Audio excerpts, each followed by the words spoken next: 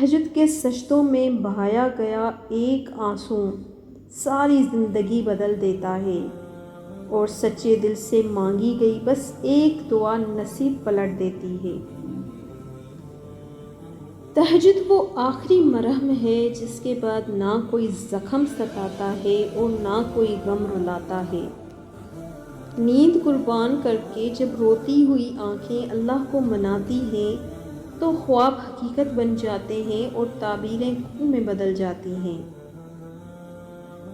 تہجد کے وقت جب اللہ کریم سے رو رو کر کوئی سارے دن کی باتیں کرتا ہے تو ایک سکون سا اترتا ہے روح میں۔ تہجد ایسی نماز ہے کہ جس کو اس نماز کی عادت ہو جائے اور اگر وہ کسی دن تہجد نہ پڑھ پائے تو سارا دن کچھ کمی کمی سی محسوس ہوتی ہے۔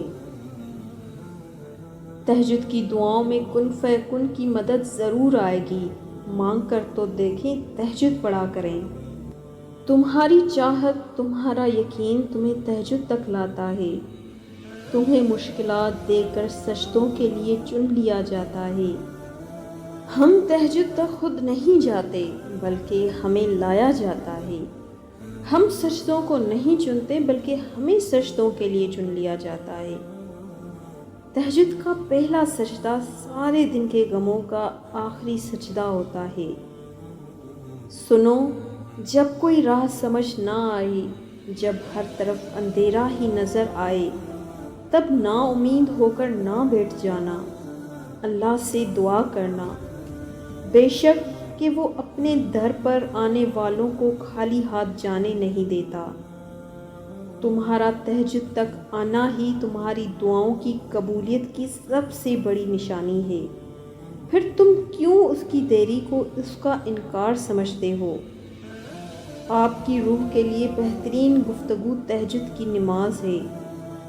آدھی رات کے درمیان صرف اللہ کے لیے جاگنا اور صرف اپنے خیالات اور احساسات کا اظہار کرنا اب تک کا سب سے خوبصورت احساس ہے۔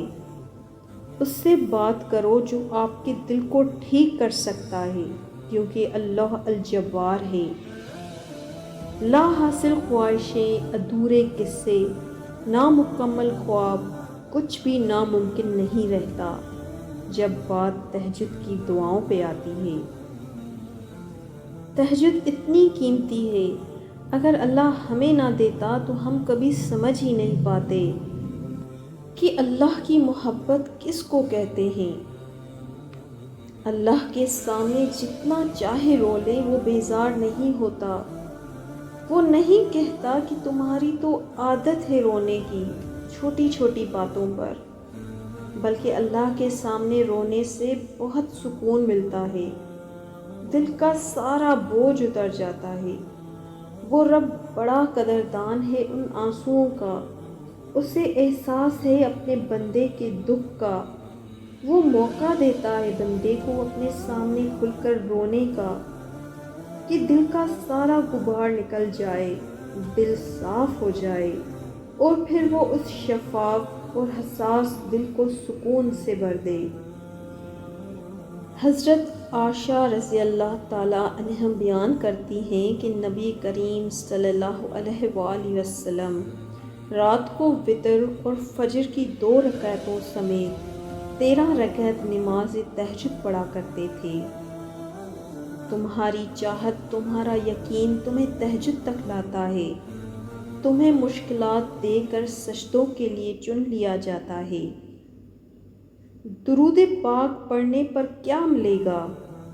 چہرے کو نور ملے گا، دل کو سکون ملے گا، نماز کی پابندی ملے گی، تہجد کی تڑپ ملے گی، تلاوت قرآن کا شوق ملے گا، گناہوں سے نفرت ہوگی، رزق میں برکت ہوگی، دعائیں قبول ہوں گی، زندگی پرسکون ہوگی، اللہ تعالیٰ اور نبی کریم صلی اللہ علیہ وآلہ وسلم کی محبت نصیب ہوگی، بگڑے کام سنور جائیں گے، خاتمہ ایمان پر ہوگا، پڑھنے والے کی قبر نور سے روشن ہوگی، درجات بلند ہوں گے، نبی کریم صلی اللہ علیہ وآلہ وسلم کل بروز قیامت اس کی شفاعت کریں گے، ڈپریشن سے چھٹکارا ملے گا، جنت میں اعلیٰ مقام ملے گا، اور جنت جس کو ملے گی اسے اللہ تعالیٰ کا دیدار ملے گا۔